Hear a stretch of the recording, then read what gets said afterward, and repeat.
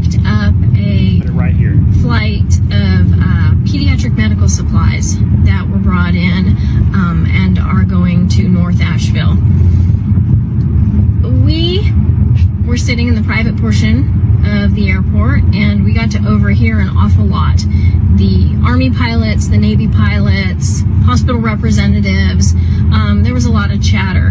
While we were there, a private jet landed and 4 FEMA representatives got off. Four people off of a private jet. Come to find out, and you're not going to hear this, so let me tell you. Come to find out, Mission Hospital was told, a private hospital, that they are going to go ahead and be the morgue center for body recovery.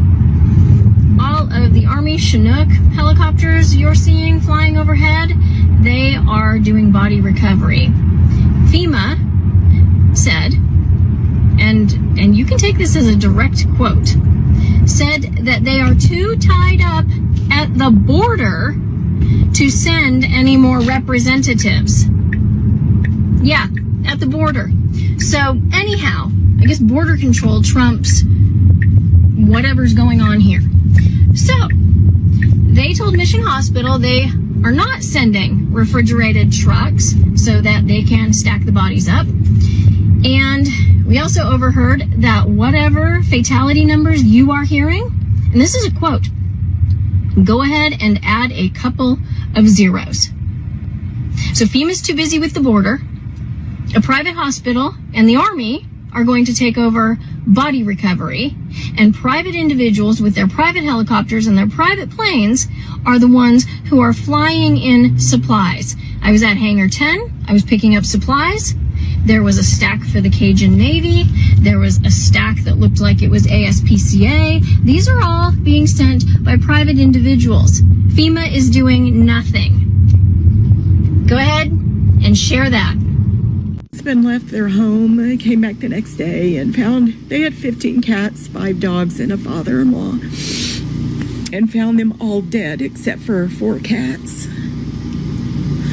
And the story was hard to hear.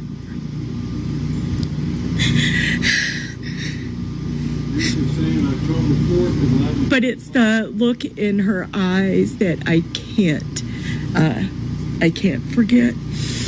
Last night, somebody was at the river and just looking at the destruction and cars upside down and saw Halloween costumes floating down our river. And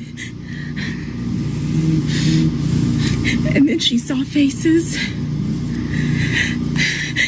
and realized they weren't costumes.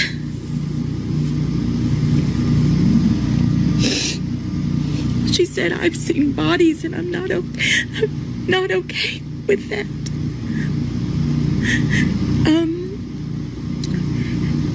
And then somebody called and said, when is somebody going to come collect all the bodies that have piled up along the embankment of the river? And then a man called saying, I need 911 at my house. And somebody said, why? Are you okay? And he said, yes, I'm okay. But I opened my front door and there are several bodies in my front yard. It's Wednesday after Helene here in North Carolina, just south of Asheville, and I still have no power and no water. I have occasional cell signal and I've got my Starlink. I wanted to take a few moments to discuss some things that I've seen online and through the press that I find bothersome, because my experience here on the ground is different than the experience that's being espoused by our leaders. Immediately after the storm, I was able to use my cell phone. I have one of those. And it told me that there were open routes out of the Asheville area all the way to Charlotte.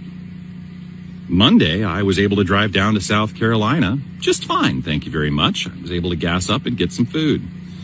On Saturday, I was able to get into Asheville. I have a 2-wheel drive vehicle.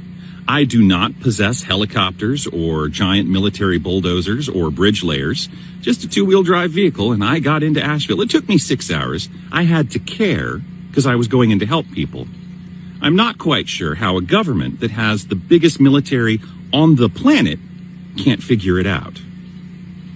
I'm not quite sure why that same government that has all the information gathering techniques that it has and satellites is telling people there's still no way to get into the area. Oh, I hope not. Oh, we're gonna go up in the attic. We have to, guys. We were not warned. Whoa.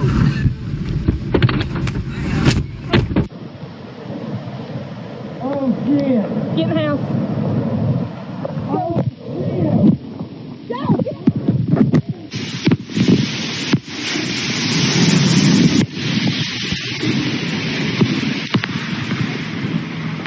Just to give you an understanding of the devastation we're dealing with here. Chimney Rock's gone. Flowering Bridge is gone. And road's gone. Everything on the farm drowned. Couldn't get everything out.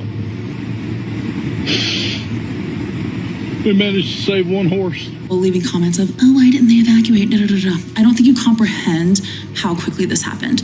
And these areas have never flooded like this before. I don't think I've ever seen. not be driving Never seen downtown Boone flood like this. Look at that. We have one way in and one way out. How are we supposed to flee if and when that bridge goes? It took our bridge. It took our driveway. The amount of bridges that are out, the amount of landlocked, stranded people is unbelievable. Guys with me that have done it 30 years, and they've never seen anything like this. It's been an incredibly apocalyptic weekend for all of us here. The news is not even coming close to catching the true devastation.